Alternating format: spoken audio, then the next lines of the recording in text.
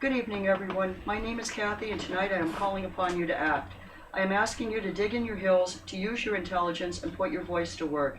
I want you to help extinguish discrimination against the gay community. I'm sure some of you may be wondering, what's her interest in this?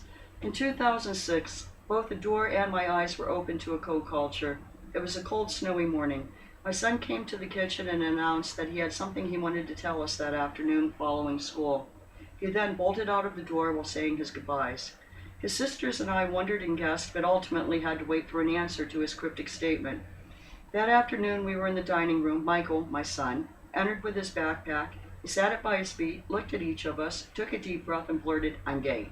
He then snatched up his backpack and prepared to bolt for a second time that day. When nothing was said immediately, he hesitated. I recall looking at him and speaking one of the most foolish things to ever leave my lips. I asked, "Are you sure?" I immediately said, "Well, yes, of course you're sure." From that day to the present, I have become involved with gay pride and other lesbian, gay, bisexual, transgender, questioning, queer, intersex, and asexual, or rather, LGBTQIAA events and issues. There are a myriad of ways anyone who would like to can become involved in the movement, and an almost endless number of issues that the LGBT community could use assistance with. I am going to start with some forms of discrimination the LGBT community is dealing with, how you can help assist, and finally, how essential all of you are to this effort. We will start with some of the forms of discrimination individuals in this community face. Let us start where we all begin, as children. Certainly no one thinks a child should face unnecessary burdens when growing up. PFLAG, the Parents and Friends of Lesbians and Gays website, states that 9 out of 10 LGBT K-12 students will face some form of discrimination or harassment while in school. Now, I would like to bring this issue home. We are all familiar with bullying. Many of us may have experienced it while growing up. But for some who face nothing but relentless discrimination, the issue of bullying can become devastating. We're going to watch a short video from the mother and sister of a gay teen who recently killed himself in Iowa.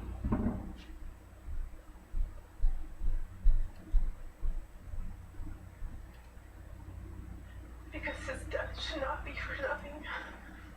I want to leave a legacy for AJ. I want the suicides at Southeast Park to stop. And I know that a big contributor to those suicides is likely bullying. Of those 30, 40 kids that have come up here, every single one has shared with me that they are constantly bullied.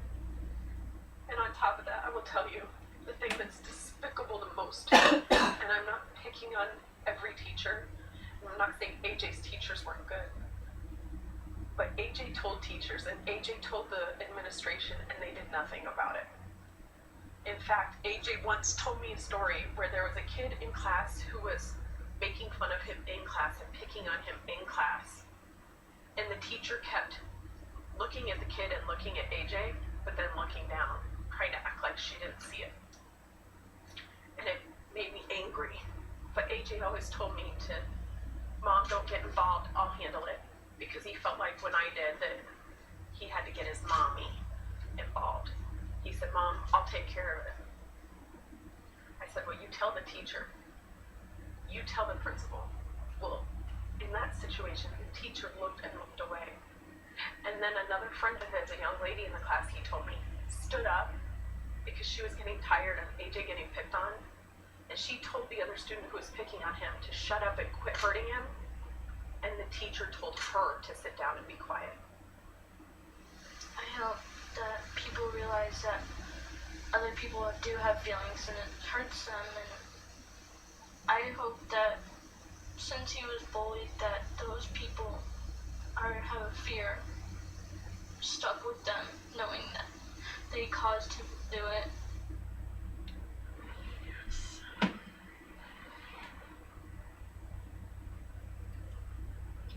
AJ's case, while not entirely representative of the LGBT experience, highlights a serious issue that many LGBT students face: discrimination that is not addressed by the schools they attend, and even for some by their families. Right now, even though it is not permitted to bully in schools, many districts do nothing to address the issues relating specifically to LGBT youth. And for those students left with what they feel is their only way out, death. Now, eventually, nearly all of these students will grow up and face a new set of issues as adults. When people consider the LGBT rights movement, one of the first things that come to mind is marriage equality, and while important, it is just one of many issues. And there are some issues that have a greater impact than that of marriage. Two in particular are workplace and housing discrimination. The Human Rights Campaign websites define the issue of workplace discrimination as qualified, hardworking Americans are denied job opportunities, fired, or otherwise discriminated against just because they are lesbian, gay, bisexual, and transgender.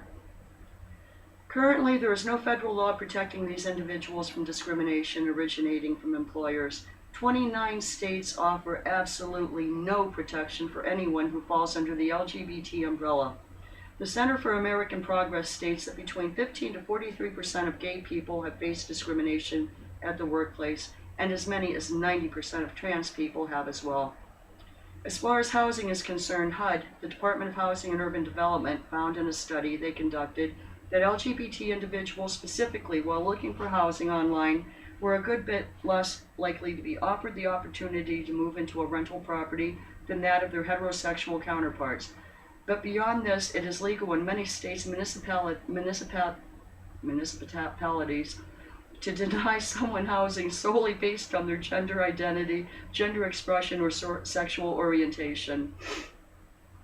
Let's move on to an issue that most people are familiar with, which was mentioned before when considering the strife facing the LGBT community, marriage equality. Currently, only 13 states and the District of Columbia recognize same-sex marriage.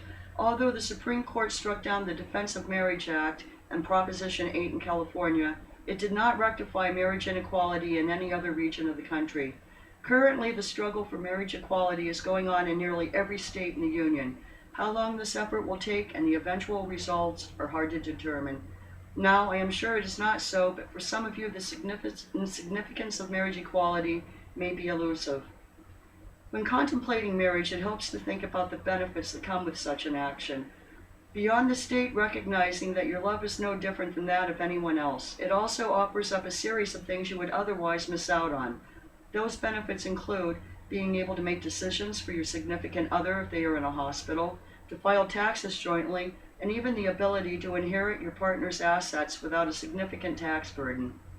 This final issue is especially salient in Ohio. Recently, a gay couple from southeastern Ohio, one of whom is significantly ill with ALS and will almost certainly pass, raised money so they could fly to Maryland, where same-sex marriage is currently legal. After arriving, the couple was married and then returned to Ohio. Upon returning, they sued to have their marriage recognized. They were successful, following the end of DOMA, in convincing the federal judge who oversaw their case that it made sense that their marriage should receive equal recognition. Now, he did mandate their marriage be recognized by Ohio, but that this recognition could only apply to this particular couple. For many other Ohioans, this may mean the eventual recognition of their love, but in the short term, the state of Ohio has decided to wait until the sickly partner dies before they appeal the decision, so as to curb same-sex marriage and recognition in the state. These issues are daunting when you consider the scope of their influence. Nearly every state in the Union could do something more to address the systematic discrimination of LGBT Americans. But until the states decide to act, it is up to people like you and me to change the situation. I'm now going to outline how you can assist in changing the state of things. Let's start with how you can become locally involved in the fight for equality. Since all of us are students here, there is an LGBTQIAA group on YSU's campus, YS Unity. Their goal, as stated on their website, is to promote awareness of issues relating to LGBTQIA students. They advocate for equality on campus and help by putting on such programs as Safe Zone, which helps faculty and students assist someone who is concerned about their sexual orientation or gender identity. They may raise awareness by having tables at different university events and advocating for student issues with the university administration. If you would like to become involved, you can find them online at www.ysunity.ysu.edu. Beyond just them, you can also become active in the local PFLAG chapter. They are an organization that meets the second Tuesday of each month at St. John's Episcopal Church between 6:30 and 8:30. This organization works to advocate for the issues of LGBT people.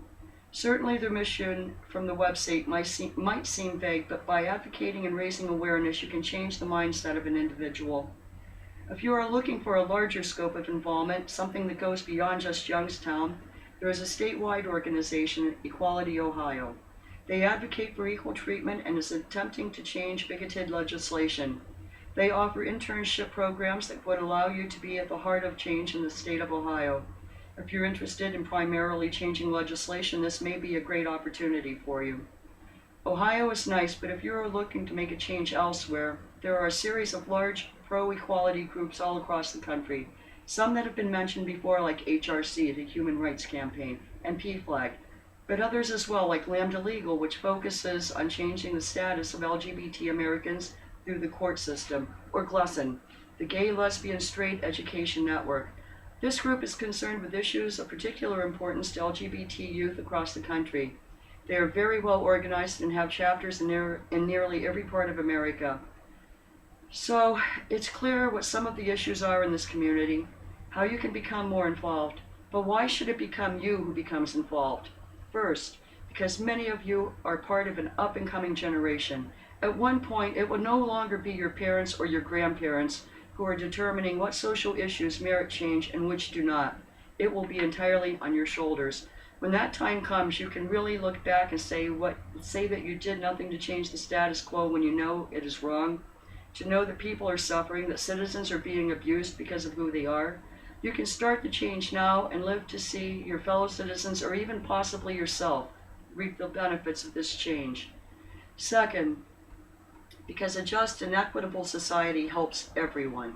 By recognizing that there is no fundamental difference between you and another person because they are part of the gay community, we could see more children in foster homes placed with a loving couple, fewer qualified workers being fired because they express themselves in a fashion different from the norm, which can only help our nation's overall productivity increase. And to know that with each year, fewer and fewer people will find the only way out of a terrible situation is ending their own life. So it is now and will certainly be in the future up to you.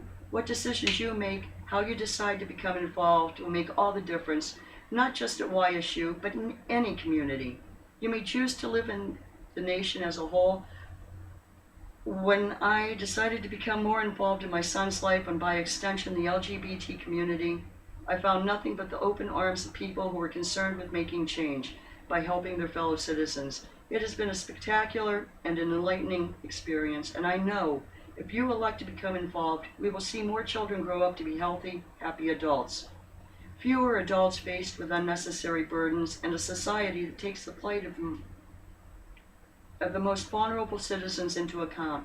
With this, I wish you all a very good evening. Thank you.